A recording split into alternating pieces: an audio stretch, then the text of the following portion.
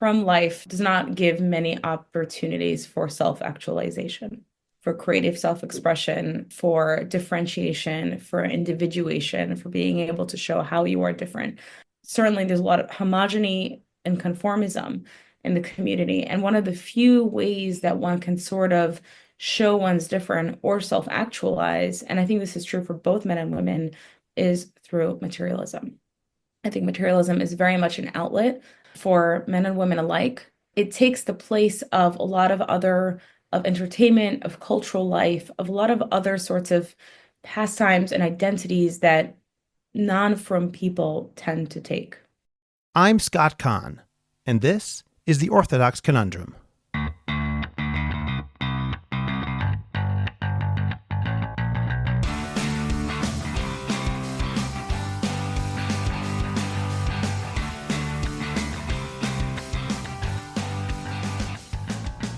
This is the Orthodox Conundrum on JewishCoffeehouse.com. I'm Scott Kahn. We live in a world where consumerism and materialism are not only dominant themes of everyday life, but also positive values in their own right. It's disturbing that the Orthodox Jewish community is not at all immune to this influence. In fact, many subcommunities within the Orthodox world revel in materialism to the point that any attempt to show that an overemphasis on it is not in line with Torah values would likely be met with stares of incomprehension. My guest today, Professor Chaim Saiman and Avital Chizhik Goldschmidt, recognized this problem and wrote an article about it in Tradition Journal entitled Materialism and the Rise of Modern, Orthodoxy. Their research indicated that while Orthodox materialism today is certainly manifest in its classic forms, in things like expensive purchases and vacations, it now also appears in fully religious garb, where almost anything can be classified as beautifying a mitzvah, whether it's an extremely expensive sheitel, a $2,500 kippah, a wildly elaborate wedding, or, as we'll discuss, $1 million stender that once belonged to a rabbinic giant. Among the issues that we discuss are the ironic 180-degree change that has taken place in parts of Lakewood and elsewhere, a new materialism associated with religious items, and the mitzvification of new actions, thereby excusing aspects of materialism because the spending is supposedly for a mitzvah. The internal frum culture of materialism that obviates the need to step outside of that culture in order to indulge. Materialism enmeshed with spirituality. Whether there is a correlation between materialism, consumerism, and wealth. Pressure on the middle and working class in Orthodoxy. In what ways the prosperity gospel has infiltrated Orthodox thinking. How social and print media are both fueling aspiration. Where materialism comes from and why it's so difficult to address, why the attempt to impose quote-unquote takana weddings failed, when going maybe over the top is justified, and more. And we'll get to that in just a moment. First, remember to subscribe to the Orthodox Conundrum podcast wherever you get your podcasts. Please rate it and write a review. Continue the conversation on Facebook by joining the Orthodox Conundrum discussion group. Subscribe to my Substack, Orthodox Conundrum Commentary. Check out the link in the description of this podcast to get your free subscription today. Finally, in 2024, the best way to promote your organization, your business, or yourself is to create a high-quality podcast. And JCH Podcast Productions can help you make that happen.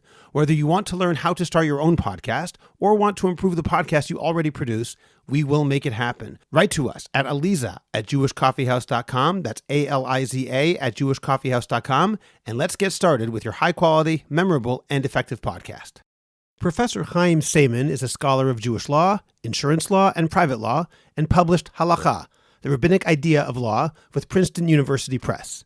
He has served as the Gruss Visiting Professor of Talmudic Law at both Harvard Law School and the University of Pennsylvania Law School, and has been a visiting fellow at Princeton University and a visiting professor at the University of Toronto, Bar-Ilan, Hebrew University, IDC, and Pepperdine University faculties of law.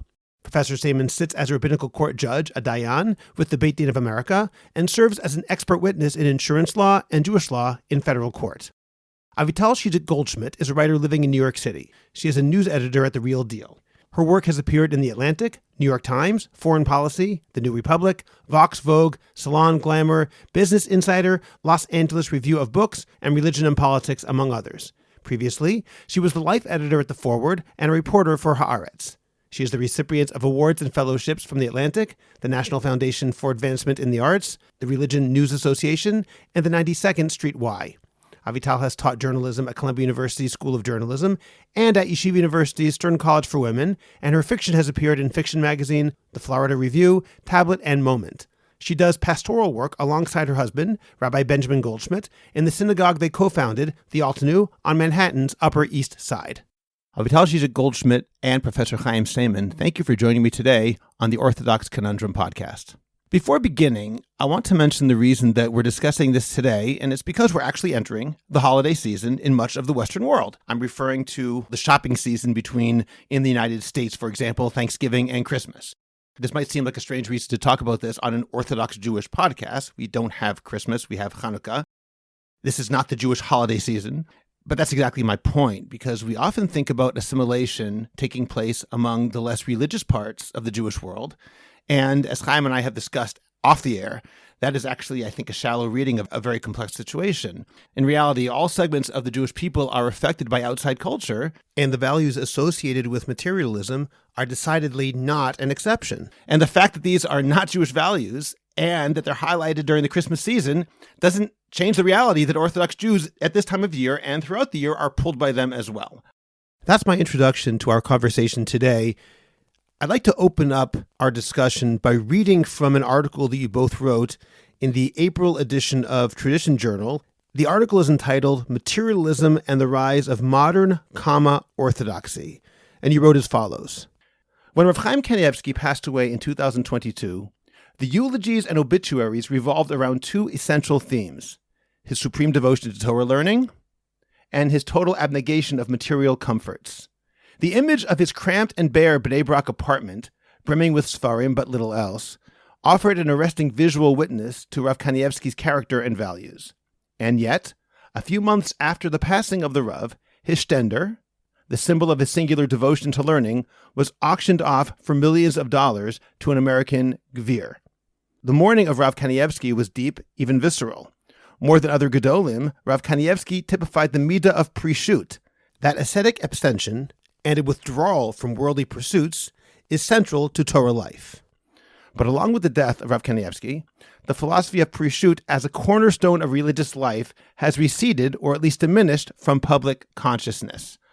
So, I'd like to ask both of you what that story tells us about our priorities as an Orthodox community, because on the one hand, spending millions of dollars for a luxury item is the essence of materialism. But the item in question has no meaning to anyone outside of the Orthodox community for the most part. In some ways, I think that typifies the issue. And Avital, can you open up and tell us what that means to you, that story? It was such a great symbol, and the credit there goes to Chaim. It was really, Chaim felt like this is the way we should open this essay. And I thought, what a perfect way to really encapsulate this exact thing. I think a lot of the question is exactly what you're saying. The question lies in sort of the value of an object only being appreciated by a very, very small subset of society, right? And it's sort of it's not expenditure on something sort of secular. It's a very frum thing to buy. And in a way, and it shows, I think, status, it shows values at once. I mean, to be fair, I imagine that the money went to charity, went to the yeshiva of some sort. But the fact that there was someone willing and ready to do that, I think was fascinating. And that is new, which is what we argue in our essay.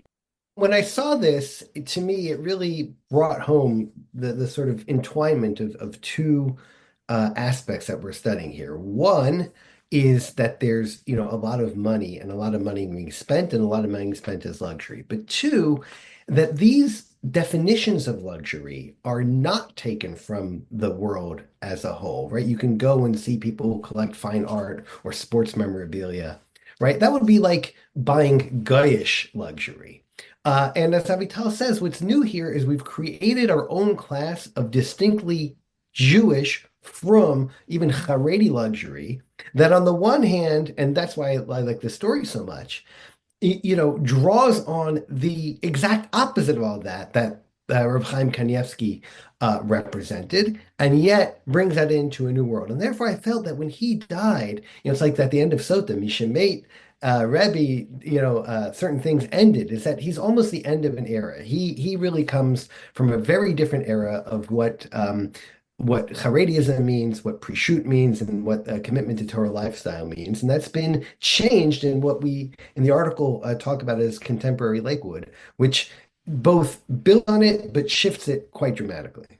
Let me stick with you, Chaim, and ask you a little more about that use for the word Haredi. I want to harp on that a little bit and understand what you mean, because first of all, in the article, you define the community you're talking about as modern, Orthodox. And I would like to know more about what that means, because normally we don't use that terminology. Modern Orthodox has the capital M, capital O. Here you have a lowercase m, Orthodox. So I want to know what that means. And along with that, to understand better some of these transitions we're talking about, because it's very interesting that the community in particular, which you address, what might be called the Lakewood community and some others that are more yeshivish rather than what is typically called the modern Orthodox community, they were built largely on this idea of staying away from the material trappings of the outside world. So could you comment on that a bit? Sure. So let's start with the title. And as you know, we sort of made up a new word. We called it modern orthodoxy. We wanted to not call it Haredi and to not call it modern orthodoxy. The point of that is to say that the contemporary, modern in the sense of contemporary, as it exists right now, orthodoxy is a different thing, right? That is not really the modern orthodoxy of Torah Umada and this sort of broad interaction with the ideas of the secular world, nor is it this Haredism typified by the Chafetz Chaim, by Rav Dessler, by Rav Kotler, in which Prishut and Histapkut B'mu'at are core tenets and values of Haredi society and its commitment to Torah. If you look at the thought, and we document this in the paper, of people like the Chafetz Chaim and Rav Dessler and Rav Kotler, the reason why one should focus less on business and more on Torah has three different reasons. One is simply the attention span. The more time you spend on money and business, the less time you spend on Torah. But then there's two other things. For Rav Dessler, it's that one displays their emuna in HaKadosh Baruch Hu, and the fact that HaKadosh Baruch Hu decides how much money each person is going to make independent of their hishtadlus, right, by mitigating their impact in business and relying on that hashgacha. And then Rav Kotler adds another dimension, which is that the nature of acquiring Torah, Kinyan Torah, requires Yisurin, and he's talking specifically about physical poverty and deprivation. These ideas are all in the Gra, but are kind of worked out in these later thinkers, which are the anchor stones of modern, of contemporary Haredi society. And part of what's interesting to us is how without disclaiming any of that tradition, it sort of changed 180 degrees. Okay. We have to find out exactly why that happened and how it works within a given philosophy. I guess we'll get there in a little bit. I think we have to preface some of this with a definition of what we're talking about in the first place. So, Avital, can I ask you, in your mind, how would you define the term materialism, and how is it different from simply saying that someone is wealthy? It's very easy to avoid materialism when you're not wealthy, but I don't think wealth and materialism should be synonymous, correct? By the way, some of the least materialistic people I know are quite wealthy. The two do not correlate necessarily. It's a question of values. It's a question of what we center in our day-to-day lives, and specifically in what Chaim and I wrote about in our spiritual lives as well. That I think is sort of the driving question that we were so curious to sort of explore in this essay. Materialism I would say it's more than mere consumerism, which is certainly on top of mind right now with Black Friday coming up. But it is more about, I think, almost worshiping the material, centering the material in a way that I think distracts us from leading an examined life. That's sort of my slightly moralizing definition, but that is how, at least personally, I view it. That sounds like a fair definition to me. Chaim, what would you like to add to that? One of the questions I got from a lot of people was, well, weren't there always, wealthy people? Like, that's not new. And that's certainly correct. The kind of thing we're talking about, and I thought about it in terms of cruises. So I remember not my grandparents but other people's grandparents when I was a kid, went on cruises. Now, a cruise that you went on in the 60s or 70s and 80s was basically a cruise to the general public whose, entertainment and all the trappings were not meant for frum Jews. And frum Jews kind of worked their way in there, right? So maybe they double wrap fish, maybe they ate dairy, maybe they did dance at the balls or not, maybe they listened to the female performers or not. You kind of did that. There was a little bit of a don't ask, don't tell policy within frum society. But the point is to spend this money and live this way, you had to go outside of our community. You had to go to the country club. You got to go to the cruise. And typically, this was associated with being at least somewhat less frum. Right. And you see that we talk about all the articles in the Jewish Observer in this period, that like sort of the drive towards this is America, this is Goyim, this is outside of our world of Kedusha. And what has happened now, if you go to a cruise today, from cruise, I haven't been, but I've seen the ads, is that they are completely created and designed by our community with our community's values. So obviously everything is like glot kosher, there's Rebbeim who give shiurim, there's separate swimming, there's separate, the entertainment is sort of from entertainers. Everything is to the most glot and mahadran standard imaginable. And that's what's new, that we've now created our own internal culture of materialism rather than select individuals, jumping out of our kind of frum world and tapping into whatever the broader world has to offer. That's very interesting. I'm still amazed by the prospect that entices people. The idea of being stuck on a boat with hundreds of other frum Jews is just beyond my comprehension. But that is a side point, nothing to do with materialism. Okay. I understand where you're coming from. I want to make clear that I'm certainly not in my question denigrating wealth. In fact, we see Avram, Yitzchak, and Yaakov were, I'm not going to say they were praised in the Torah, but the fact that they were wealthy is noted in the Torah, not as a negative. And moreover, I'm a Kohen. Every morning I say Birkat Kohanim here in Israel. The very first word, Yivarechecha, is, according to Rashi in the Sifri, a prayer for wealth, that our property should be blessed. So there's nothing wrong inherently with wealth. I want to make that clear. That's not what we're talking about. This article is not about making money. It's about spending money. And I think also a lot of the question, the things that worry me are actually not about the 1%. It's actually about the middle class that's already strapped and already pressured to live a certain lifestyle that is now being sort of this materialism lifestyle that is sort of being equated with spirituality, which we write about as well. Not equated, but very deeply enmeshed with it. We'll put it that way. And the fact that this is the reality and this has been talked about, but the fact that the aspirations for large swaths of the community here in the United States, I think Israel is quite different, which is a separate conversation.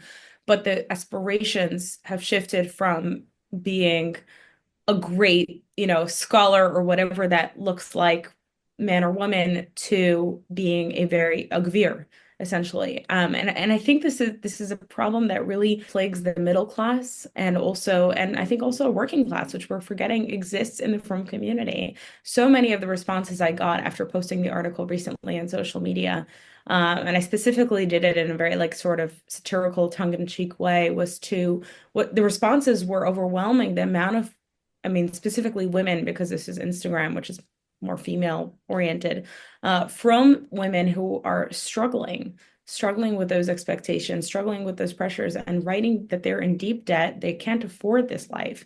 And yet there's this expectation that is sort of the way to be when one is from in America today. And I would probably, this is, geographically specific as well. Maybe Chaim, you can weigh in here. I'm speaking here from Manhattan's Upper East Side, which is sort of the thick of it, which is also why I really wanted to write about this, because I myself grapple with this. I am not immune to this in any way. And many will accuse me of being part of it, but I am, as someone who struggles with this myself, I felt I needed to do that sort of cheshbon hanefesh to sort of to examine what this means in my life as a frum Jewish woman. But I imagine that people outside of, I understand that there are sort of out of town, quote unquote, communities that have less pressures, which is also a reason, a benefit why a lot of people move there, is because they want to raise their children in a sort of more wholesome, less pressured environment. But my understanding is even in many of those communities, and Chaim, perhaps you can weigh in, this still seeps in different ways. It may not be, it's different shades on the spectrum, but you're still definitely seeing it one way or another, given that the sort of the village has shrunk thanks to social media, thanks to the internet. Just one moment before we get to you, Chaim. Avital, you've used this word gvir. Could you just translate that for everybody? Yes. Or at least give the meaning of it, maybe not translate. Gvir is a very wealthy, generally it's a very wealthy businessman who becomes a sort of pillar and philanthropist in the community. So it's not just someone who's wealthy, but someone who's become very influential. Okay. Chaim? Yeah, so I agree with Avital that, we can think of this as sort of like emanating from certain cultural centers outward. Um, and that its effect may be more diluted, but it's there. But also, let's remember that, like in every society, the periphery draws its kind of cultural understanding from the core. So, the Upper East Side is a core, Lakewood is a core, Muncie is a core, Brooklyn is a core, and sort of all from society, or much of it, is, either consciously or unconsciously looking towards there, though I agree that the impact is somewhat diluted. To pick on something that Avital said, which is that, and we write about, we have this word minhag, right? And minhag is really important in Judaism. And that means that there are things that aren't like strictly halacha, but that we do and we do as Jews and as part of our religious experience. And one of the things that, we're very alert to is when you talk about a wedding or a vort or a bar mitzvah, right, how many of those things are minhag? And what's really easy to happen is that a lot of these materialist sort of tendencies get coded and packaged in halachic or para-halachic language and then becomes part of minhag. So kavod Shabbos, oneg Yom Tov, simchas chasen v'kala, hidur mitzvah, right? These are all very plastic halachic concepts that can mean one thing in a sort of impoverished European shtetl and mean something really different today. But what that does is it says, I'm not operating outside of frumkeit, outside of halacha. I am operating inside of halacha. And the very plasticity of these concepts and the very strength of minhag is what goes to Avital's point of how from the 1% things trickle down, because it's not just that's what rich people do, that's what it means to be frum. I know in your article you do mention that plasticity. So, for example, even though hidur mitzvah may classically mean getting a very nice talis or getting nice tzitzit, now it might mean the atara on the talit or the talis bag, or who knows, whatever accoutrements that you add to the mitzvah beyond the actual definition of the mitzvah. There's another term that we introduced here, Chaim, which you didn't mention, is mitzvification. Right, the way that sort of everything is, not everything, but many aspects of materialism are excused by saying, well, it's a mitzvah. Well, it's a mitzvah. And I think this is generally true for both men and women, but certainly in female spaces, this is a very, very big part of the culture. And I give some examples in there in the essay as well, as sort of versions of this that I've seen where I was asked once to speak about head covering, and it was in conversation with a high-end sheitel macher and a woman who sells wigs, and she asked me to speak about what it means to me, and I shared sort of my own unique approach to it. And then she says, well, in order to do this, you need the best wig possible, which costs $10,000. And in order to do this incredible mitzvah, in order to serve God and cover your hair for your husband and all those things. And it was such an obvious sell, and it was shocking. It was shocking to me. And there have been many moments like that I certainly see the challah phenomenon, which we didn't really even get into fully there, but maybe that's a separate essay for the next tradition journal. I say this as someone who hosts challah bakes now as a rebbitzin, but still sort of just centering what really matters and making sure that people stay focused on those things is a real challenge. But this notion of mitzvification, this idea that anything and everything is permitted as long as it is for a mitzvah. I was asked recently to promote a certain brand within the frum community that was also selling luxury Judaica. And I thought about it for a while, and they were beautiful things, but I thought about it for a while and I said, you know what? I can't I can't do this. I can't, even though they were lovely and they were, they were gifted and they were really beautifully, like artisanship was stunning. But I said I can't in good faith promote something that is so expensive that is not necessary. And that's a real challenge, I think, especially for women.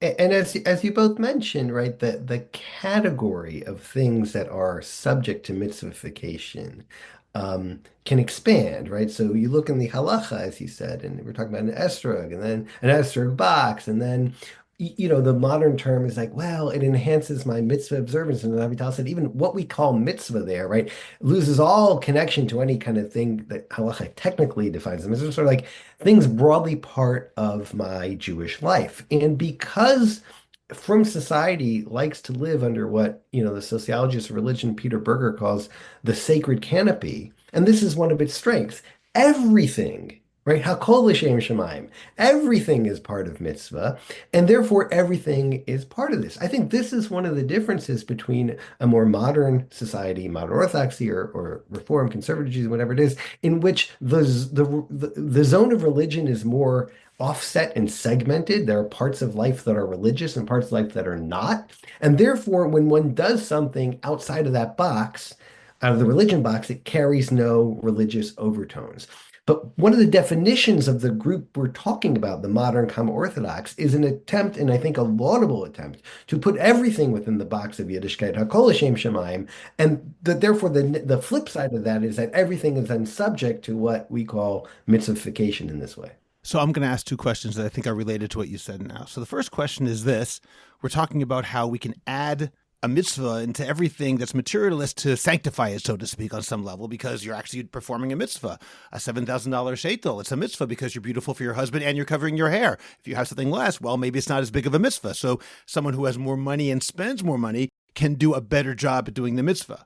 We're obviously saying that's not correct. But someone on the other side might say, why isn't it okay? What's wrong with it? In other words, as people might say in the religious world, show me a pasuk. Where is it asur to do something like that? And we are discussing this question about the problem of being overly materialistic. And I'll get to that overly in a moment. Someone might say, okay, but where do we see that that's such an issue per se? What are the sources for that? And related to that, I'm now going to use the oft-cited Potter Stewart idea about pornography. I know it when I see it. But someone might also say, isn't this just a subjective line anyway? When you're talking about being materialistic, or maybe I'll say overly materialistic again, how do I know what's too much? In other words, you're using the example, Avital, of a very expensive sheitel. But what might be very expensive for one person might be very inexpensive for somebody else. How do we know where these lines are drawn? And as religious Jews, used to a halachic system, we like to have specific boundaries. This is mutar and this is asur. And this whole discussion is in a very big gray area that can go either way for a lot of people. So, Chaim, could you address some of those questions? Sure. So let's start. So there is some halacha on this, which we briefly cite in the paper, right? There's a Mishnah in Moed Katan that talks about elaborate, today what we call elaborate shiva trays. And the Mishnah is against elaborate shiva trays because those people who won't afford it will feel bad. So it's not that these issues, even at that level, are not discussed in halacha, in quote, hard halacha. Beyond that, I think what you're pointing to is a challenge that I think we're quite alert to in the paper, is that we are in an area in which is more the realm of musar and more the realm of ethics and more the realm of hashkafa, and is more subjective and of course is normed for time and place. The Upper East Side is not some small out of town community, and that all has to be taken into account. And yet, I still think we could point to places where it has changed, and I think this is why we were attracted to looking at changes within the expressions of the ideology of the community itself. Right there's always a stratification of rich and poor, but you never saw the internalization of uniquely frum standards of luxury and the way it becomes imbricated in the definition, both visually, culturally, literarily, and experientially, of what it means to be frum. Right? When someone says, that was a great chasanet, right? What do they mean? Right? They mean it looked a certain way, it felt a certain way. Hopefully they also talk about how wonderful the chasan and kala were and all those kinds of things. But these are just now part of our lives. That was a great kiddush, right? Etc. Right? So I do think that you're right at some level. I do think that there is some sensitivity to this in halacha, and I think this is the role of machshava musar and why we pay a lot of attention to that. I certainly, and I don't want to speak for Avital, but not in favor of going back to a Rav Aaron Cutler style precious, right? But that is a kind of, at least as a counterbalance, is an important principle. You will search and find very little discussion of histakput bemuat as a religious ideal. That doesn't mean you have to live in a Let me just one bedroom, translate. That means making do with little. making do with little, right? Sort of independent of how much money you have. I think this is the point. Histakput bemuat is not about how much money you have. It's saying, okay, that's a different point, but that there's a religious ethic to living small rather than living big. I don't see in our religious world a lot of voice given to that. I don't know how much more I have to add. I mean, certainly I agree with everything Chaim is saying. I'm not looking to go back to asceticism. Those who know me well know that I'm in no way a proponent of that. But yeah, I think a lot of the question comes down to that word that we really don't like to use, but should be used actually with this case, which is tzniut, with modesty. And Rabbi Weider speaks a nice amount about this as well. And I think he's one of the most inspiring and sobering rabbinic voices speaking about this issue specifically is sort of, how much do we share? How much do we talk about? Again, how much do we center? Even those we're saying, yeah, some people have it and it's fine, and they it's subjective. Like let them have it. And the question is how do they have it? And again, I'm in no way a paradigm of that. I myself try and struggle with it, but I think it's a question of how much do we celebrate it as a community in public spaces. It's not about what one does in one's private life. And that's specifically why we actually turn to looking at advertisements then versus now in the essay as well. And you'll see some of the images in there which compare the way that a kosher hotel once was advertised versus now, the way a sukkah was once advertised versus now, kosher wines, right? On a totally different level. And we also acknowledge in the essay that, of course, we don't expect that for our religious lives, to have austerity while the rest of our lives would be sort of, modernized and upscale, so to speak. God forbid. Of course, we want our religious lives to be beautiful. But the question is, what are we centering? What are we celebrating publicly as a community? And what are we modeling? And I think that also came up a nice amount in the essay as well, is this question of the people who are one often finds that sort of aspirational speakers or public conversations, shurim, are more and more enmeshed also with this idea of almost this wealth gospel, for lack of a better term, that has seeped into the frum community as well, not unlike other American religious groups. And what does that mean? What does that mean when, an inspirational Rebbitzin is bedecked in logos and uses terminology that really centralizes this as important. I think that's a real concern. Again, I think these questions are really American and not at all. I think Israel does have its challenges within the Haredi community and materialism, which I hear quite a bit about as well. And I got quite a few Israelis writing to me saying, "Wow, I related to this," but I think it's on a totally different level here. I agree with the Israel-America distinction a lot. And I'd also, Avital pointed this out, when we were working on it, of the social media implications of this. And I think it's very much downstream of the fact that these are homegrown enterprises. So if you're putting together one of these cruises or Pesach programs or whatever it is, you got to market it, right? You got to hype it, you got to sell it. And the way you do that is not by targeting the 1%, right? They'll go anyway, but by kind of creating a culture of advertising and influencers, other things that are like promoting this. And that's how it seeps from what always happened behind gilded gates, and now is sort of part of the public culture. And I think we both feel it's that public culture part that's really the thing to put our finger on here. I have to say that I'm going to engage in a bit of shallow anthropology, so take it for what it's worth. But I think that you're right, that this is not an issue to the same degree at all with the Israeli Haredi community. In fact, the Israeli Haredi community continues to largely be, not exclusively, but largely be much less materialistic than the other sectors of Israeli society. I think in general, Israeli society is probably less materialistic than Jewish society in the United States, although it may be changing as Israel gets more affluent, which might get to some of the questions I want to ask soon about how this happened. But on the other hand, I think there might be one thing that's common between the United States and Israel in terms of the yeshiva/Haredi ultra-Orthodox community. Perhaps the emphasis on halacha in a way that is very, very strong, more so than even in the Dati Leumi and modern Orthodox communities, sometimes I wonder might allow people to ignore a value that emerges from the halacha. I'll give you an example from your paper. You mentioned the case of the sukkah. And I see the ad right now. I'm looking at it. And underneath it, it has a quote saying, it's the Rolls Royce of sukkahs.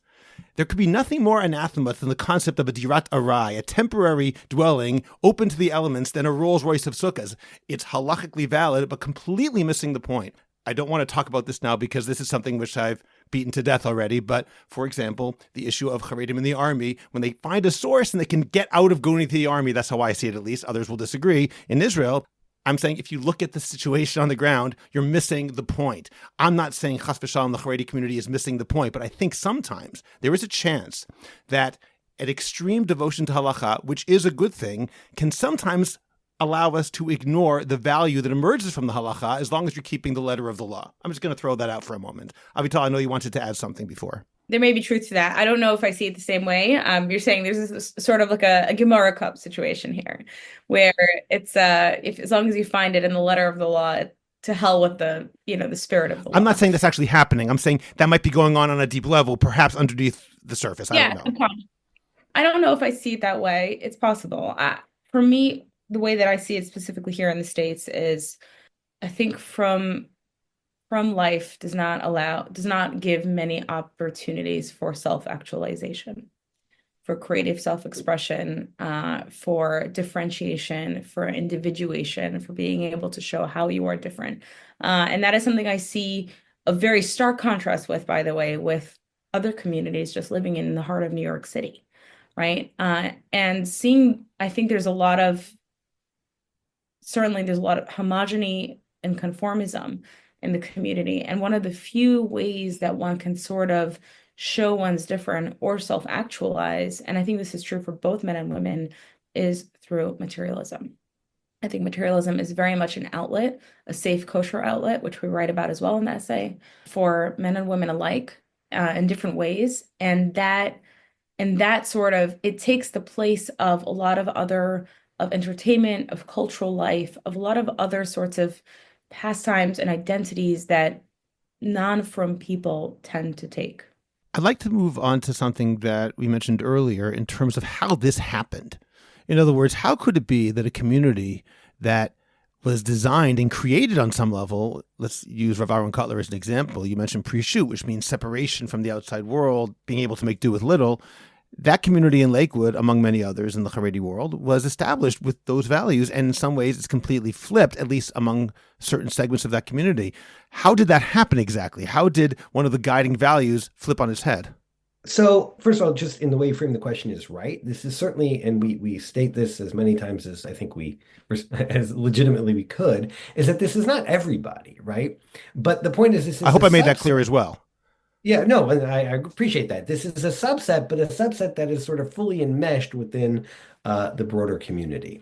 So to me, that part of the story and what drew me to write about this was the most powerful types of changes, particularly in societies that pride themselves on not changing, is change that nobody notices, right? So if all of a sudden a shul in Lakewood or Muncie were to give a woman an aliyah or even have her speak, right, this would be front page news everywhere, and there would be howls and screams, and right, whether you thought it was good or bad, everyone would know about it. But then there's this other sort of change, the change that is happening in a way that it's sort of flowing with the social dynamic so that nobody even notices. And it's only when you look back and say, hey, wait, we're at a really different place than we were. And that's, to me, like the significant story here is that Lo patspiha. I mean, there obviously some people argued and whatnot, but basically, as we write, not all that long ago, within my adult lifetime, in Lakewood, there wasn't a kosher store that had a pizza store. We're not allowed to have sit down, right? And this was monitored for that reason, so they wouldn't become hangout spaces. And today, with all deference to Avital on the Upper East Side, I think there's as good, if not better, kosher restaurants in Lakewood than there are in Manhattan. They're phenomenal. They're interesting. They're fascinating. They are foodie. They're not just like, they're really good, and they're packed. And that happened basically without anybody noticing. I don't want to, right? And certainly without anybody accounting for it. So that to me shows that this is a change that's happening at such a deep structural and societal level that it doesn't even register as change. Interesting. I want to ask you about why it happened and one of the causes of it. And before, Avital, you mentioned the idea of self-actualization as a potential way of doing it. I mentioned my amateur sociology, take for what it's worth. I'm wondering if part of it also is the extremely high cost of Orthodox living in the United States. When parents need to earn tens or hundreds of thousands of dollars just to keep their kids in schools and camps, that's without even getting into any luxuries. It's not that far of a jump to say, well, once I'm earning this much money, maybe I'll make my life easier by going to a Pesach program. And then it's not so much of a jump from that to say, well, instead of just going to this sort of regular Pesach program, maybe I'll go to a nicer Pesach program, et cetera, et cetera. And so the wheel spins. Am I wrong in saying this, or is that part of what's going on over here? Avital? I don't know. I'm not sure. I mean, certainly the standards have risen. There's no question about it. But then you would think people would be more strapped, right? So somewhere the math doesn't math. Just doesn't. I think we also argue this in the essay that there's an element of cultural assimilation into wider American society. And I do not believe that this is a uniquely frum issue at all. This is definitely a broader American problem that many voices are starting to talk about more and more, that consumerism that is largely fueled by, I think, a certain level of voyeurism into not even a 1%, a 0.1% lifestyle, and that has really seeped into the day-to-day hunger of the masses. And I think that is true from people just as well. I don't know if it's specifically from, again, what we were really examining in this essay was the way it sort of manifests itself through frumkeit, through this mitzvification. But I think that the broader movement towards this is definitely an American one, not necessarily Orthodox Jewish. Yeah, I just add that the story here is perhaps the lack of antibodies that halacha and frum culture provide, rather than the sort of process itself. Would it be correct to say that, at least if nothing else, given that there aren't enough antibodies or any, that it's somewhat fueled by social media? When you talk about that voyeurism, Avital, I think of Instagram, and that's part of their self-actualization, and maybe that's a good thing. But on the other hand, it creates that aspiration. Am I correct? Definitely. I mean, I think that what's interesting is that you're seeing this even in communities that are not officially online, who do have access to social media, but yes, I think some of it is social media and some of it is print media as well, by the way. I think print media in the frum community is no question, no doubt about it, complicit in this as well. With the advertising, which we show some small examples of this in the piece. What was it, Chaim? You sourced your chassan from the mirror, your dress from Paris, your bed linens from Turkey or something. Now it's time to get your custom furniture from Italy. So these sorts of the advertising, the zeitgeist of these, a lot of these publications who are officially, let's remember, don't show women and officially don't, endorse any sort of social media presence, yet are completely in line with a lot of what social media is pushing. What's interesting is that you're seeing a lot of these trends anthropologically, and again, it may be shallow, but I certainly see this in my day-to-day. You're seeing a lot of these trends seep into communities that are again offline. So you're seeing like the knowledge of what is expensive and therefore must be venerated by the wider public is a known thing. Like it's people who are totally offline know to respect a certain item, a certain experience, a certain status. And I think a lot of it is, I don't know if it's so much about the cost of from life, but our resources, thank God, we're a successful community, and you're seeing wealth growing across communities. Obviously not across the board, but you're seeing more and more resources. And there are a lot of interesting answers for why that is. Certain industries that from Jews have started to get into. There's more access, I think, now more than ever for a young, hustling yeshiva boy who's trying to make, a quick $1 million. Whether legally or not is another conversation. And that is also coming out a lot in the real estate industry these days, of course. But you're seeing a lot of these, there's so much more access to resources. There's more wealth to be had. And people are looking again for ways to spend it in maybe ways that previous generations may have not. Yeah, I agree that, I think social media can be an accelerant, but I think it's wrong to think of this as merely a social media phenomenon for all the reasons stated, right? If you just attend shul, you will pick it up. If you attend a simcha, you will pick it up. Print media is arguably more important in the frum community than other communities because it's consumed on Shabbos you can imagine that in 100 years, only frum magazines will exist. So I think that is all part of it. My favorite one, sort of complimenting I love the you sourced your chassan from the mirror. It's just this great That was word so good. of right. But then the other one is you own a Porsche, a yacht, and a jet. I own a kollel. Right. So, we write that the Gemara in Sota talks about that the Torah supports its supporters, and now was sort of refashioned for the capitalist idiom of sort of owning a kollel. Although, Chaim, I could actually look at that ad. I don't have it in front of me, but on some level, that could be the anti-materialistic ad. In other words, I'm not buying a jet. I'm not buying a yacht. I'm paying for Torah learning and living a simple life. I don't know if that's what was implied, but just listening to those words, it sounds a little different. Right, but the point is, it's listed as an asset class, right? Um, and right, that along with owning these things, I mean, you're right. Everything here is dual-sided, right? The fancy mikvah, right? I think it legitimately does help people keep tiresome mishpacha. That should not be denied, but it should also not be denied. Like, what else is getting dragged along with that? What else is happening with that? And how our own self-image and self-perceptions are changing with that. And I think to your point about but it's antibodies that the frum community, we're lacking in antibodies. And I think about this a lot, both as a writer on frum issues occasionally, but also increasingly as a rebbitzin, as a community builder, sort of what do we celebrate and what is my role, within the framework that I operate in to sort of to serve as an antibody potentially for movement away from that. And that is really difficult to do in Manhattan, as you can imagine, and to keep myself focused on this. But we have conversations about this a lot. For example, we're now in the middle of a conversation about a gala. You have to have a fundraising dinner. Every shul has to have a fundraising dinner, for better or worse.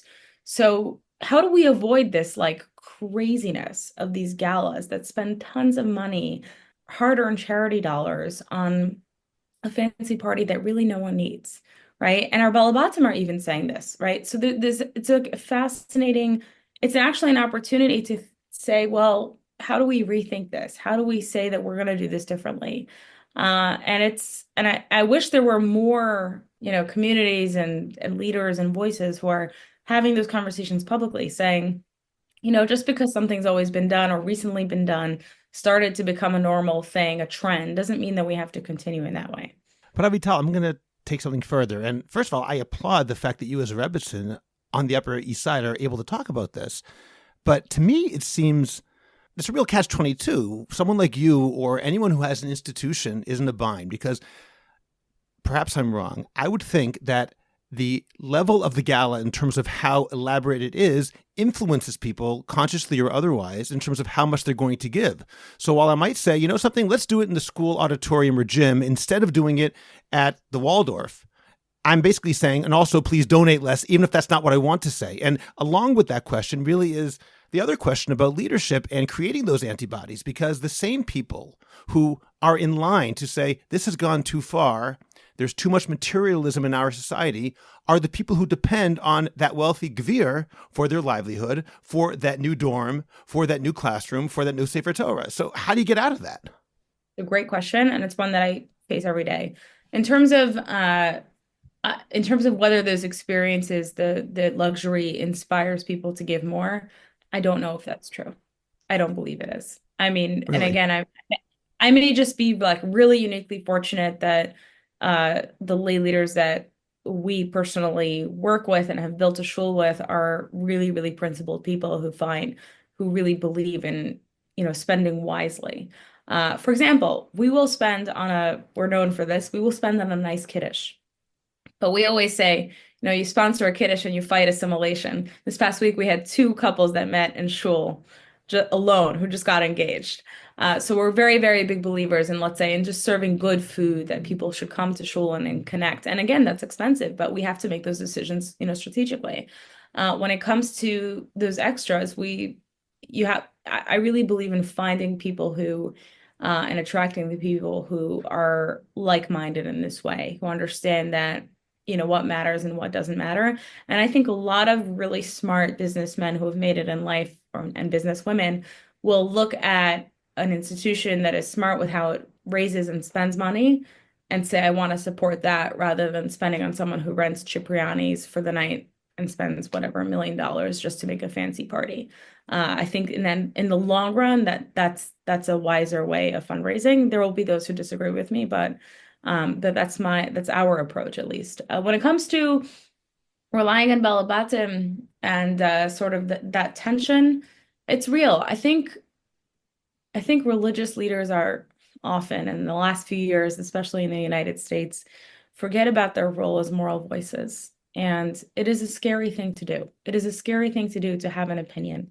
All right. It is a scary thing to say, you know what, guys, like we really should reconsider this. And I'll be honest, I was afraid to post this article on my platforms because I understood that I have an audience who lives in this, who faces this problem.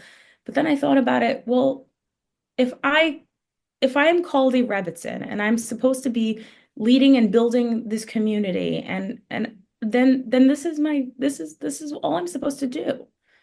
It's not enough for me to pay a shiva call. It's not enough for me to call someone and wish them mazel tov when they have a baby. I have to be able to take a stance on something and to be able to say, I think we should reconsider the way we do certain things. And I think we've lost that art, that fine art of, I don't like the word musser, but a little bit. And I understand why many are afraid of it, but that may speak to a larger issue of a vacuum of leadership in the Orthodox community in America today, that Rabbanim and whoever else are too afraid to make those, to really talk about things that are real problems in their communities. And they'll talk about, Lashon Hara, but they're not going to talk about the thing that's, I think, tearing people apart internally, causing shalom bayis issues. The amount of shalom bayis issues that I see, by the way, that are sparked by fights or arguments, disagreements over issues of materialism and finances is unreal. And I'm sure I only see a tip of the iceberg. So there are so many serious problems that plague our communities. And unfortunately, I don't think we have enough people who are ready to say something about it. Chaim, would you like to add something to that? I want to agree. I mean, so I don't, I sort of, as an academic, sort of, I live within these communities, but I don't, and I do certain things within them, but I don't lead at them in that way. So I agree that Avital has a kind of higher exposure risk on this than I do. But I But would you're say, still a member of the community. oh, absolutely. Oh, Yeah. I get yelled at all the time for what I think. All the time. But two things sort of come to mind here. One, and I agree with what Avital says, our leaders are very good at pointing out the deficiencies of other communities. Yeah. Or like Avital said, things that are sort of like not really hot, right? But it does require courage, and it requires a sort of fortitude to stand up and to lead. But that's really what leading means. I note that we put in the article these Simcha guidelines that were signed by about 20, 25 years ago by all the Gedolim And there's this like one line in there that like tells the whole story.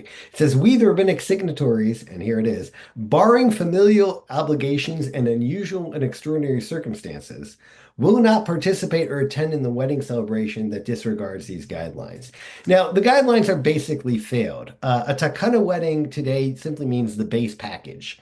And then you go up from there. Now, the reason they failed is because everyone has unique and unordinary circumstances or family obligations.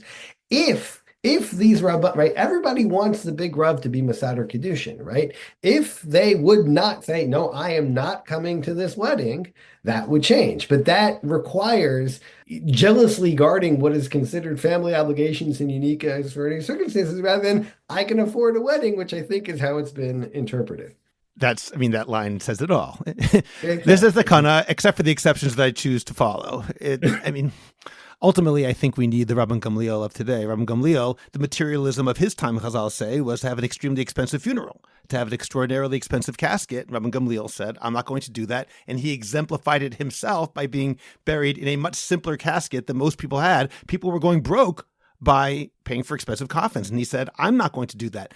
His leadership was exemplified by his doing it himself. And he was not only a person who was the rabbinic leader, he was also the material leader. He was extraordinarily wealthy. And I think we need that kind of leadership, as you're both mentioning right now today as well. I will ask if this relates to what you said before, Avital, in terms of the kiddushes and saying, well, here there is a reason to do so, to indulge in or engage in a more expensive kiddush.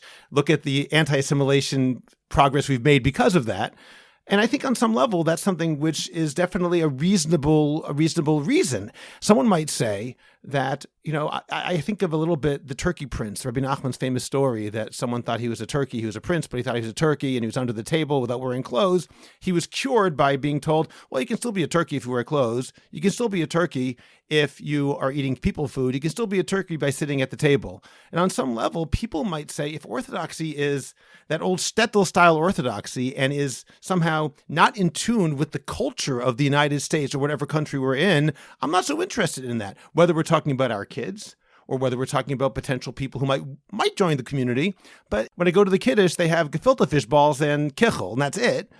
Maybe if we say, no, you can be Orthodox and have a fantastic meal, a fantastic kiddush. You can be Orthodox and have a fantastic cruise and all this other material comfort that you don't associate with Orthodoxy. So to what degree is that true? Where is there a place to say, you know what, for the sake of our children, for the sake of kiruv v'chokim, whatever it might be, when do we say, you know what, I'm willing to indulge at this particular moment and the value of pre-shoot actually is overridden by the value of keeping kids within Torah Judaism? It's a great question. And someone, dealing with this a lot, as also in the community, certainly I do believe that access to nicer things, to a more luxurious lifestyle has definitely opened the doors when it comes to kiruv specifically. And the amount of young people who did not grow up religiously affiliated, but who are really interested in growing in their Judaism because they feel that their Judaism does not prohibit them from leading a nice life. In Manhattan, you can get the best steak in the best restaurant and, in a kosher place, and you won't feel that you are really, cutting back on your previous lifestyle. I see a huge growth in this, and I don't have metrics. We don't believe in counting the people we were Makariv. That's not a thing that we do, but there are those who do. But it certainly has its enticement. There are those who feel very much that they can easily become frum. You're right. I don't have to have a shabby lifestyle, the shtetl of previous generations, and I can lead a Torah life for sure. And I think we should use it. I think it's fine. I think the question is how we frame it when we talk about these things. Number one is acknowledging that materialism is a challenge in this community as well. My community members certainly know that I talk about these problems, not just in my writing, but also in teaching and in speaking. I don't shy away from them, and I think acknowledgement is number one. And number two, I think there's also a very dangerous slippery slope, which I see many educators going into, and I think this is true, not just in Kiruv Reholkim, but even in Chinuch, which is that there is this almost unspoken guarantee that comes with, well, if you do things right, Hashem will bless you, right? And we spoke about this sort of this prosperity, this wealth gospel, and I think that exists in our communities as well, and it exists because of that mitzvification we spoke about earlier, because of this need to sort of make every aspect of our lives beautiful. And again, we're not saying we shouldn't, but the extremity of it is can sort of intimate this unspoken guarantee, and that concerns me because by the way, I see Kiruv organizations specifically will fall into this. They'll take 20 young people who are unaffiliated, whatever, post birthright or something, and they'll take them to like a very wealthy frum community for Shabbos, for Shabbaton, right? And they'll put them up in these like really gorgeous surroundings, and they'll be served this most incredible food. And I'm sure it's wonderful, but the expectation is then that if you do this, if you join us, if you become Shomer Shabbos, you will get this. Well, it doesn't always work that way. Life doesn't work that way, and that I do see day to day. So I just add 2 points. One, as we said, obviously something like Oneg Yom Tov or Simchas Yom Tov, Oneg Shabbos means that the religious things should be on a higher level, right? And it would be, I really believe it would be sacrilegious, to drive a fancy car, in your life, and then to all of a sudden, austerity when it comes to religious things. That's ridiculous. But like in any sort of balance situation, you ask, okay, what's we understand what's pulling that way. What are we doing to pull the other side, right? And that's why, the precious talk, I don't think is realistic or even desirable, at least for our community, in the way it was expressed by, the Chafetz Chaim and Rav Dessler. But like that as a counter trend that is pulling on us as we make these decisions, I think is important. There's a Gemara in a slightly different context that asks sort of, the Gemara asks like, well, when are you supposed to favor your own well-being? Right. Versus when are you supposed to like reach out and do a Shabbos Aveda and take a financial hit for others. Right. And there's this great Rashi that basically says, some things can't always be resolved, but if you're always going and if you're always making one turn, then you're doing it wrong. And that's very much the way I feel about this sort of thing. But I also think it's worth, we can talk about the Kiruv side, but there is a flip side, right? People who grow up from society and either are repelled by this or can't make it, and therefore, what is my place in this world? Right? If you're not someone who is, sort of built out for this, for the economic structures that the jobs and that that are needed for this. We talk in the paper about how this directs people to certain, right? You can only have certain jobs as a frum person. So in other words, there are costs on the other side of this that don't at all negate everything we're talking about. But if we look sort of holistically, I wouldn't only think of our ability to attract a certain type of person on the Kiruv side. I'd be worried about what's happening to our self-definition, what's happening to religious life, and what's happening to people who are looking at this and either out of some sort of either just ability or some sort of more moral kind of critique, feel uncomfortable in frum spaces. I think I would be amiss if I did not take that Chaim and go a little further with it and talk about not only in terms of people who are repelled by it, but people who feel the need to keep up with it and therefore hurt themselves. I'm thinking of two particular consequences of materialism, because until now we've talked about materialism itself as a problem, forgetting about the halachic or other consequences that can emerge from it. And two that I have in mind that take place, I believe, not that uncommonly in the Orthodox world. Number one is with regard to, for example, smachot, the need to keep up with the Schwartzes, to say that, well, if they had a nice simcha, I have to have a simcha of at least comparable quality. I don't know for sure. I would tend to guess that if somebody has a huge mansion and somebody else doesn't, they might feel some social pressure, but they're not going to buy a big house just to fit in with that particular family. On the other hand, with smachot, it seems to be different, where there's a standard the community expects. Everyone expects that your wedding is going to I don't know what the cost would be, but have the following luxuries at minimum. And that makes people who can't afford it take out loans they can't afford, and then they fall into a financial hole. So that's problem number one. And the other problem I think is important to mention is there have been many cases we've heard about of, for example, tax evasion. Avital, before you mentioned real estate scams, whatever they are, situations where people who are Orthodox Jews whose names are on the walls of buildings are then thrown into jail because they actually were doing all sorts of bad stuff financially in order to get there. Now, it could be they would do it anyway, but it could be that it started with the financial pressures that come from a materialist view of our society. Yeah, so I have a lot to say about both of those. In my other life, I work on Batei Din. I've been reading every case published in New York and New Jersey over the last 30 years that has to do with Batei Din. And a lot of them have an underlying fact pattern of some of these issues.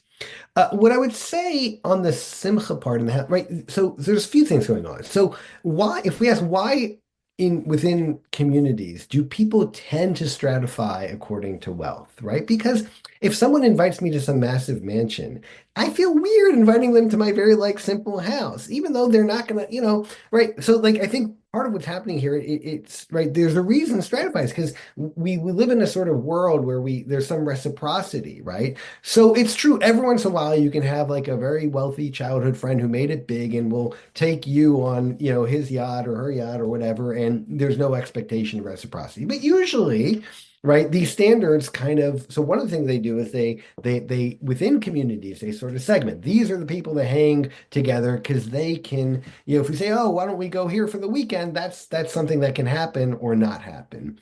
So I think that's an issue. And the smachot, I think the more accurate way to say it is that there's an assumption of what this person should be able to do, right? It's not that everyone has to do the highest end, but oh, you're in this band, we're expecting that. Now, how people assume you're in that band, is its own question, and it certainly drives a lot of this. And what you said, all this contributes to, just the need for day school, right? It's in the baselines, the day schools, the camps. You already have to be in, if we think about it in American terms, basically the top 5% of American earners to even that's the table stakes of competing in our communities. Obviously, not everyone lives there, but that's just I can pay for my kids' school, I can pay for my kids' camp, and I can kind of buy a house within the community. That's before we're getting to any of this stuff. And therefore, there's a ton of pressure. And making money is not always easy, right? Is real, right? It's different today than it was for Adam Harishon, but it's a real thing. And I think there's lots of reasons going on with what you mentioned. Some have to do with attitudes towards the government, attitudes towards non-Jews, but certainly that this has become definitional of what it means to be frum, and is I think undoubtedly a part of that. I want to ask about something that you mentioned before twice already, Avital, in terms of the wealth gospel. And I'm surprised. I didn't realize that there was this, it sounds like there's almost an explicit discussion of that. And I'll read right now what the Encyclopedia Britannica says in defining what they call the prosperity gospel in Protestant Christianity. The teaching that faith, expressed through positive thoughts, positive declarations, and donations to the church, draws health, wealth, and happiness into believers' lives. Now, in contrast, Rav Soloveitchik said, not responding to that, but clearly going in the opposite direction, that religion is not here to improve your digestion, which is a way, sort of tongue-in-cheek way of saying that religion is supposed to make the questions deeper and more difficult, not necessarily forget even making you wealthy and healthy, but even just the questions about life. It doesn't make things easier. In some ways, it makes things harder. That's very different from what you've described before, at least perhaps in some of these Kiruv organizations. And I'm wondering, is that really an explicit thing that's taking place where they are basically working with a type of prosperity gospel, saying if you are religious, your life will be better in a material way? Or is it more implicit because you're going to a town that is very wealthy and lots of people have beautiful houses and they've got big families? How much of it is explicit and how much of it, Avital, is implicit? I don't have numbers in front of me, but that would be a great follow-up study. I think those in sort of Orthodox thought leadership and in the rabbinate, however we want to describe the sort of this class of thinkers within the community, are unfortunately very removed from what I see as the amcha, the masses, and the types of content that they are consuming. The content includes shiurim on Torah anytime, for example, uh, reels on not just Instagram, but TikTok for the following generation. Uh, you're seeing, I hear a lot of this. I hear a lot of, now I don't hear it usually sort of if you give to this organization or if you give to this, institution, you will be blessed. I'm not seeing that as often, though We you see will that in sometimes. Israel. I was about to say in Israel and advertisements, you will see that for sure. Or in Anglo-Israeli publications, I see that as well. So I don't see it that explicitly, but I definitely, but you see a lot of this sort of like, thank you, Hashem, what I call fast food Judaism, 60-second reels that are supposed to sort of like, inspire you and promise you that you will, Hashem will bless you monetarily, yes, with a good life if you just do X, Y, and Z. And I think a lot of it, I don't know if it's so implicit when the visuals associated with those messages is very obviously luxurious or extravagant, right? I don't think that's implicit. I think that's very explicit, right? When you have, I don't know, what American cultural icon can I make an analogy here with? But when you have a Martha Stewart or something talking about sort of, about her the way that she made it, for example. Maybe she's not the best example and there's a better one, and I'm just a total Luddite in these things. But when you have someone who is clearly very, very blessed with prosperity, talking about their way to wealth, it's very explicit to me. I don't think this is implicit. I don't think this is even unspoken for most people. The fact that that all of those messages are associated with such uh, physicality, I think is very telling. And I think it's worth contrasting here to, as we do in the piece, to Rev Dessler and Rev Cutler, who thought not, again, and it's not just that if you spend a lot of time on materialism, you will distract from Torah. That's true. That's Chazal thinking. But what these sort of later Musar thinkers say is something much deeper, right? Is that the way to be Kona Torah in spirituality is by negation of these things, and that therefore Rav Cutler's reading of the Brisa de Kinyan Torah, right, is that all those qualities that seem like, deprivation and lack of sleep and poverty would seem to be antithetical to acquiring, to having the broad-minded intellectual space to do things, is no, no, no, that is its definition. So again, we don't need to go there to see that that's a very far away from where we are, from what Avital is describing. And, my view is like, just that some of that needs to be in the system, either as teaching or just embodied.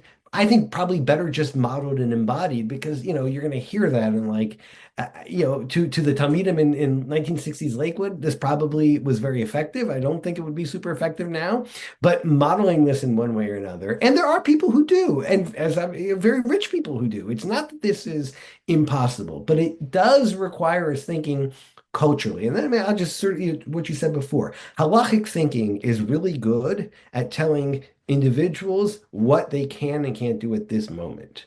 Right? Halachic thinking is not really good at talking at this level of sort of social ethos, right? It's just not what it's designed to do. And therefore, one of the things that sort of we ended with was that, the sort of default assumption in all frum discussions is identify a problem. The answer is, well, if we just kept more halacha, this would solve itself. And I think that could be true if we define halacha a certain way, but it doesn't necessarily be true. And I think we explain reasons in the paper as to why that alone is not going to be the answer here. Okay, so as we conclude, I will say that when you talk about the different sources of Kinyan Torah, how to acquire the Torah, classically we know Papa Melech Tochal, you have to eat bread with salt, and that could be read in two ways. It could either be you are living a very simple existence, bread and salt. And some people say, no, it's bread with salt. You have to add taste to it. You have to add more to it. It depends on what you're trying to prove. So unfortunately, in some of these non-halachic or maybe meta-halachic values, you can take a chazal and read it the way you want to read it. And that leads me to my final question for today. You already spoke about it now a bit, both of you, Chaim and Avital, in terms of modeling and in terms of the fact that classic halachic thinking may not be the way to get the answer to this, if we could create halachic categories or a takana, the way you talked about those gedolim before doing it, they don't seem to work, and also it can cause as many problems as it solves. For example, in tzniut, you allude to that as well in your article, where we can make specific laws for tzniut and specific guidelines that weren't there before, and it can sometimes be so exacting that it actually misses the point of what tzniut is. That's a different conversation for a different time. I think if we were to turn this into a halachic category, we might actually lose more than we're going to gain. But what would you say is the best way that you would suggest that we inculcate people now who are dealing with this meta halachic category to avoid that which the Ramban calls a naval b'rshut Torah? I wish I had a solution. I do think that modeling is what it is, and being conscious of communal standards and allowing these, halachic and hashkafic antibodies to do some work, right? Not to take them to the extreme, but allowing them to do some work, right? We all lived through COVID, and we saw, right, that yeah, you can scale back a lot of things, right? And maybe as we go out, do we have to go back to where we were, or should we use this as an opportunity to rethink, right? I think advertising, right? So from publications are really good about monitoring their advertisements for tznius in the narrow sense of the term, right? Do you show women? Do you not show women? How do you show women? Right? Maybe some thinking about what do we allow to model here? The fact that people will do things, right, is of course true. But there's always a line between what people do and what communities will accept as normative. And that is a collective decision that no single person can make, but has to be made sort of all holding hands together and agreeing to do it. There's some ways in which the frum community does that really well. Think of all the norms we have. We wrote in the piece that, like, when I talk to my students, that in frum society it's simply unacceptable to move in with your boyfriend or girlfriend before marriage, right? That is super countercultural, not just in Borough Park, but certainly like on the Upper West Side, right? And yet that is just a norm that we've said, no, here we're holding. So these things are possible, but they require will, and they require leadership, and they require, I think, also because we are a sort of halachic community, they do require a sort of a halachic structure, and to say, yes, there may be other ways to read this, but this is how we're going to do it. It's not easy, but it's possible. Okay, Avital, can I give you the last word? A lot of pressure. Chaim, I just have to push back on one thing you said, that the magazines, the publications, you're assuming that they're moral arbiters and not businesses, right? No, but they also arbitrate. You know what I mean? I Of don't think they make those choices due to some sort of greater moral, guidance. This is about money, which is why I don't think the advertisements are going to change much in those spaces, unfortunately. Oh, I agree with that. No, Yeah. I was pointing out that, like, they are editing for something, even Yes, right, yes, no matter yes. how much money you're going to I pay them agree for. with you. I just wanted to point that out. That is going to be the inevitable challenge there. I think certainly it's modeling. It's anyone who lives at all in a public light should be reconsidering what they're pushing, how they're pushing it, how they're talking about it. And I include myself in that sentence. I think, really sort of being conscious about all those things that I think a lot of this is subconscious. I think a lot of this people don't even realize are so deeply ingrained in us at this point. But sort of undoing that and expressing it, even talking about it. I remember small silly story, but in another synagogue where we once served, there was a lot more of a culture of materialism. And I remember one year I did a inventory of my closet, and I realized I had a different dress for every Shabbos for a season. Okay, that is how many dresses I had, because God forbid should you repeat a dress as the young Rebbitzin in the community. And I looked at that, I think it was actually during COVID, Chaim, and I was so disgusted. I said, I can't believe I have this much, right? I need to change everything. There was like this moment of realization, and sort of and scaling back, and just being able to normalize that scaling back, I think is essential for anyone who leads life in the public light. And I think that there are too many people who are very quick to be very modest about what that definition is, leading a life in the public light. Oh no, it's not me. I'm not a public talk voice. I'm not a leader. I'm just a person who's posting online. I'm just, this, I'm just that. I'm just a business owner. I'm just a vendor. No, you've earned a responsibility. Once you have a platform, you have a responsibility to model something different. Okay, Rav Moshe Feinstein does say that when we say every day, Lilmod lilamed, what do you mean? What if I'm not a teacher? To learn and to teach. We ask God to help us teaching as well as learning. He goes, everyone's a teacher. Each one of us is modeling for other people, and they see what we're doing. I want to thank you both. This has been very interesting. So thank you for joining me. Avital Goldschmidt, Professor Chaim Seiman, I appreciate it. Thank you. Thank you. Subscribe to the Orthodox Conundrum podcast wherever you get your podcasts, and please rate it and write a review. Please visit jewishcoffeehouse.com for other episodes of the Orthodox Conundrum, as well as many other great podcasts, including Intimate Judaism, The Maimonides Minute, Chochmat Nashim, The Francisca Show, and Let My People Eat. I'd appreciate it if you go to Apple Podcasts and rate and review the Orthodox Conundrum. It takes literally 2 minutes. It's just giving a certain number of stars and writing 1 or 2 sentences. Please like the Orthodox Conundrum podcast on Facebook and join our growing Facebook group, the Orthodox Conundrum Discussion Group, where you can feel free to discuss issues in Orthodoxy in an honest and friendly environment. I hope you'll become a Jewish Coffee House patron on Patreon. Just click on the link in the description of this podcast, and you can get bonus episodes, Jewish Coffee House merch, and more. You'll get special episodes on all sorts of topics that are only available to subscribers, and you'll be helping Jewish Coffee House spread our message of a welcoming, intellectually engaged, and honest Orthodoxy. Just join Patreon. It's only a couple of dollars a month, and you can stop anytime, so join today. Finally, do you have a message that needs to get out? Do you want to promote your business, your organization, or your cause? The best way is by producing a podcast, and Jewish Coffee House can make it happen. I have experience producing hundreds of podcasts, both for myself and for satisfied clients. Whether you want to learn everything you need in one day, or relax and record and let me do the heavy lifting, Jewish Coffee House Productions will work with you to make it happen and make it even better than you imagined.